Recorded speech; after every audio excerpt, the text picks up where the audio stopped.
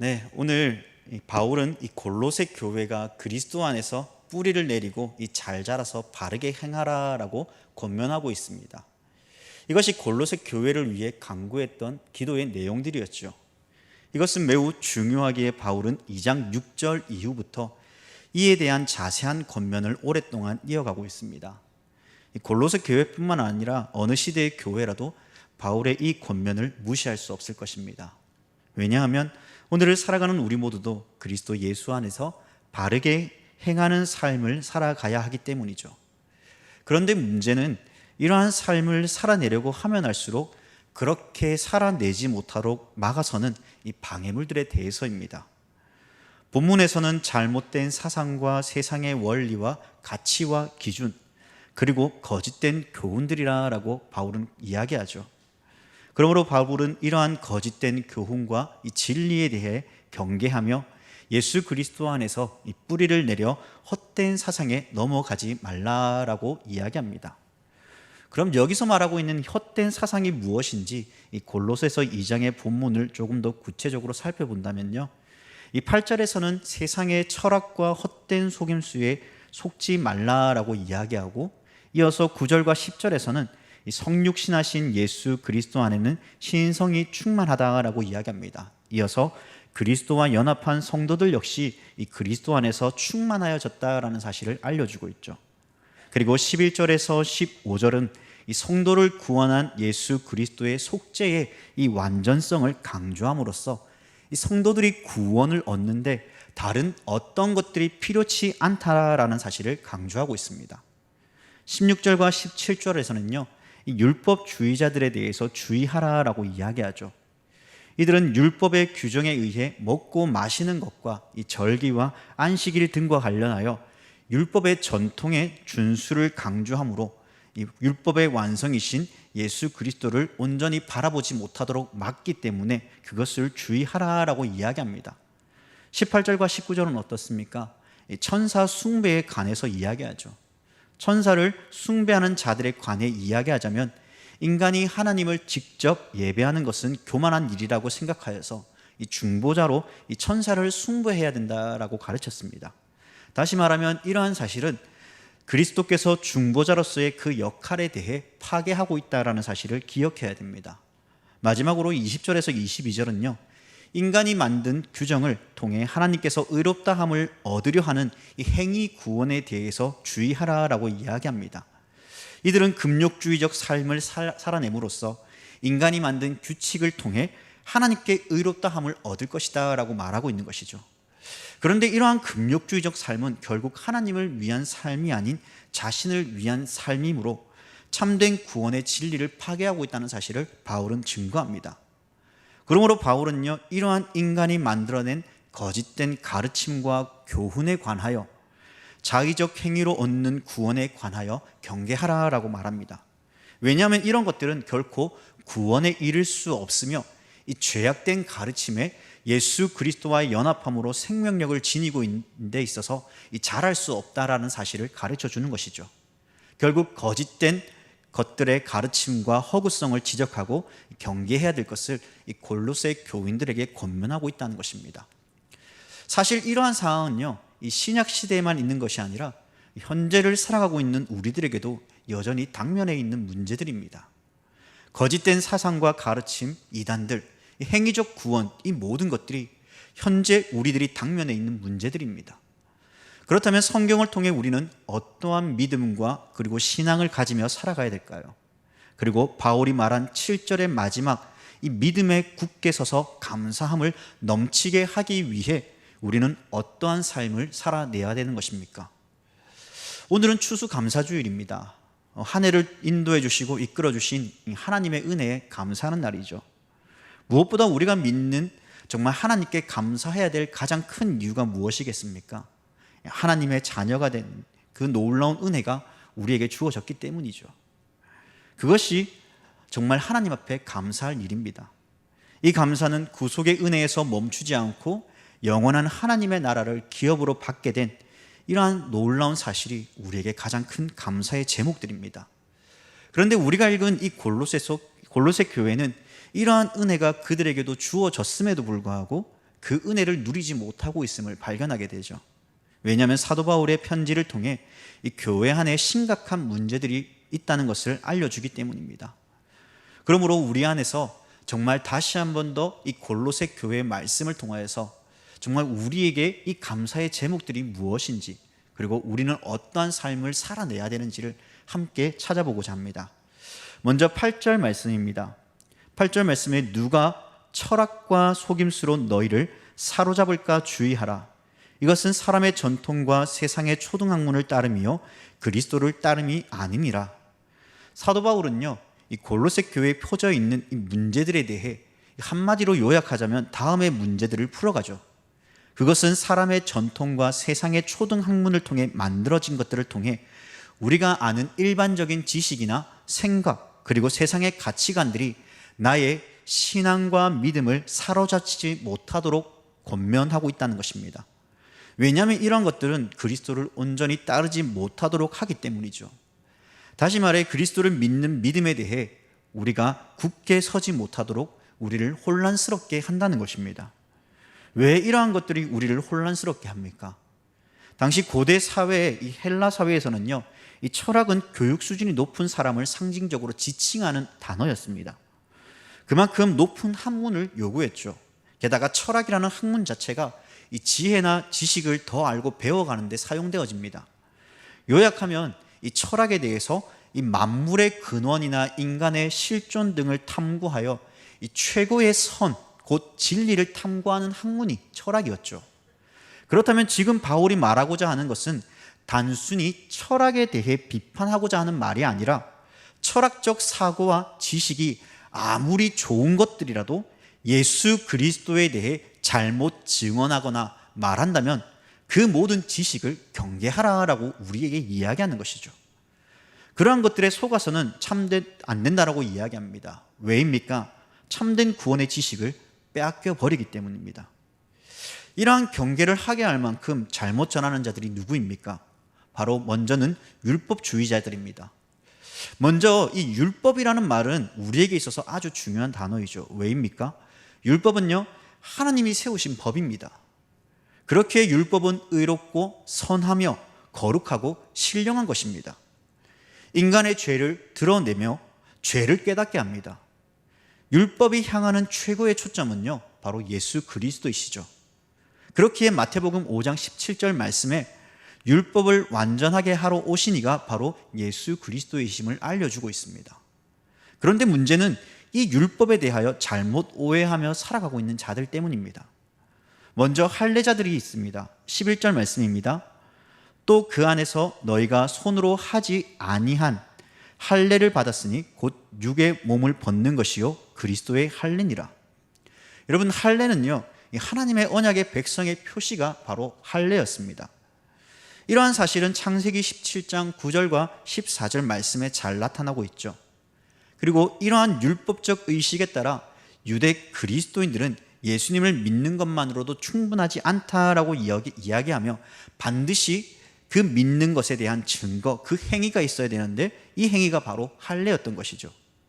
그렇기에 바울은 이러한 할례자들에 의해 구원에 대해 왜곡되고 잘못된 것을 바로 잡기 위해 이 그리스도를 믿는 믿음만으로도 충분하다라는 사실을 골로새 교회 성도들에게 알려주고 있습니다. 그 증거가 무엇입니까? 13절에서요, 이 범죄와 육체의 무할례로 죽었던 너희를 하나님이 그와 함께 살리시고 우리의 모든 죄를 사하신 예수 그리스도 때문이다라는 사실을 알려주고 있기 때문입니다. 두 번째는요, 이 거짓된 학문과 철학과 이 거짓된 사상을 가르치는 자들 중 두 번째는 바로 율법주의자들 때문입니다. 16절 말씀을 보겠습니다. 16절 말씀에 그러므로 먹고 마시는 것과 절기나 초하루나 안식일을 이유로 누구든지 너희를 비판하지 못하게 하라. 여러분, 율법주의자들은요, 율법을 온전히 지킴으로 구원에 이를 수 있다라고 생각했죠. 하지만 그들이 간과한 것이 있습니다. 그것은 율법으로는 구원을 이룰 수 없다는 것이죠. 유대인들이 지키는 율법의 수는 약 613가지가 됩니다. 이 많은 양을 다 열거할 수도 없고 율법이 말하는 특별히 그 중에서도 10가지 계명인 이 10계명만 이것을 바라보면서 이 율법주의자들에 대해서 생각해 보고자 합니다. 10가지 계명 중 하나님 사랑과 이웃 사랑에 대해 생각해 볼 때 이 10가지 계명만 해도 온전히 지킬 수 있느냐 없느냐에 대해 이것을 묻는다면요, 결코 그것을 온전히 지켜낼 수 없습니다. 예수님께서는요, 이 간음과 살인에 대해 이야기하실 때 구약에서는 실제로 다른 이의 생명을 빼앗는 것이나 이 간음하는 행위가 있을 때야 비로소 그것이 죄라고 여겼다면, 요한일서 3장 15절에서는 이렇게 말씀하고 있죠. 그 형제를 미워하는 자마다 살인하는 자니 살인하는 자마다 영생이 그 속에 거하지 아니하는 것을 너희가 아는 바라라고 이야기합니다. 여러분들도 잘 아는 이 역사적 사실 중 하나는요, 유대인들은 사마리아인들을 미워했습니다. 이 미움의 역사는 이 북이스라엘이 아시리아, 다시 말해 여러 민족과 혼인하면서 우상 숭배에 참여하여 이 순수한 혈통을 잃어버리게 되죠. 그들의 순수성과 신앙의 본질이 무너지게 됩니다. 게다가 에스라 사정에 보면요, 사마리아인들은 바벨론 포로로 해방되어 귀환한 남유다 사람들의 이 성전 재건을 노골적으로 방해하죠. 성전을 공사를 중단시키는 일들을 벌였습니다. 그러니 남유다 사람들과 적대적 관계가 정말되어버린 것입니다. 이것을 뒷받침해 주는 내용이 요한복음 4장에 이 수가라 하는 동네에 야곱의 우물에서 예수님과 사마리아 여인의 이야기를 통해 알게 되죠. 요한복음 4장 9절 하반절 말씀에 보면요, 이 말씀의 증언에 따르면 유대인이 사마리아인과 상종하지 아니함이로라 라고 증언하고 있습니다.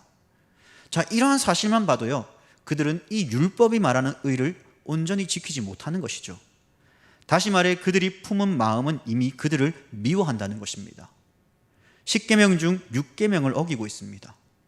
마태복음 15장 8절과 9절에서는요, 좀 더 명확하게 그들의 상태가 어떠한가를 말씀해 줍니다. 마태복음 15장 8절과 9절 말씀을 제가 읽어드리겠습니다. 이 백성이 입술로는 나를 공경하되 마음은 내게서 멀도다. 사람의 계명으로 교훈을 삼아 가르치니 헛되이 경배하는도다 하였느니라 하시고 라고 예수님은 말씀하셨습니다. 10계명 중 3계명을 어기고 있습니다. 그런데 그들이 율법이 온전히 지킨다는 것은 말도 되지 않는 내용들이죠. 그러므로 율법주의자들이 말하는 것은 결코 완전한 구원을 이룰 수 없는 것들입니다. 율법의 의가 예수 그리스도를 대처할 수 없습니다. 다음으로 천사 숭배자들에 관하여서입니다. 18절 말씀이죠. 아무도 꾸며낸 겸손과 천사 숭배를 이유로 너희를 정죄하지 못하게 하라. 그가 그 본 것에 의지하여 그 육신의 생각을 따라 헛되이 과장하고. 여러분, 당시 천사를 숭배하는 자들이 있었습니다. 그들이 천사를 숭배한 이유는요, 이 사람이 지극히 높은 하나님을 직접 섬기는 것은 교만하다라고 여겨졌기 때문에 그들은 결코 하나님께 바로 나아갈 수 없어서 이 천사를 통해 천사가 우리의 모든 것들을 들고서 중보자로서 그 역할을 해 나간다라고 생각하며 그 천사를 섬겼습니다. 결국 이러한 사상들은요, 결국 하나님과 예수 그리스도의 중보 사역을 인정하지 않고 하나님과 천사 사이의 중보 사역을, 그 역할을 감당하게 함으로써 이 천사를 숭배해야 된다라고 생각했던 것이죠. 이러한 사람은요, 하나님 앞에 감히 내가 어떻게 해라는 생각으로 스스로를 낮추고, 우리는 이러한 것을 겸손이라고 하지만 이것을 과장한 잘못되고 거짓된 신앙을 불러일으키게 한다라고 바울은 말하고 있습니다. 결국 바울은 오직 예수 그리스도만이 하나님의 아들 되시며 하나님의 아들로서 그 중보자의 역할을 통해 우리로 하나님과 끊어진 관계의 회복을 이루시는 분이심을 알려주고 있다는 사실입니다. 이러한 갖가지 이단적 사상과 거짓된 교사와 이 가르침들이 골로새 교회 안으로 들어와 성도들의 마음을 어지럽히고 참된 진리를 발견하지 못하도록 막아서고 있습니다. 그렇기에 바울은 이 골로새 교회에 편지를 써서 이러한 거짓됨으로부터 예수 그리스도에 대한 바른 진리를 지켜 나아가야 된다라고 교훈하고 있죠. 세상의 모든 학문과 가르침, 철학이나 사람들이 만들어 놓은 이 전통과 학문은 결코 우리 주 예수 그리스도의 참된 진리를 뒷받침할 수 없습니다. 이러한 진리를 왜곡하거나 놓쳐서는 안 되는 것이죠. 그러므로 바울은 말합니다. 우리 4절과 6절과 7절 말씀을 우리 한번 연속해서 보도록 하겠습니다. 내가 이것을 말함은 아무도 교묘한 말로 너희를 속이지 못하게 하려 함이니 그러므로 너희가 그리스도 예수를 주로 받았으니 그 안에서 행하되 그 안에 뿌리를 박으며 세움을 받아 교훈을 받은 대로 믿음에 굳게 서서 감사함을 넘치게 하라. 여러분, 우리 모두는요, 예수 그리스도를 믿게 된 하나님의 자녀들입니다. 예수 그리스도를 믿음으로 하나님의 아들이 되는 권세를 누리며 살아갑니다. 하나님의 아들됨을 통해 우리는 하나님의 나라를 기업으로 상속받았습니다.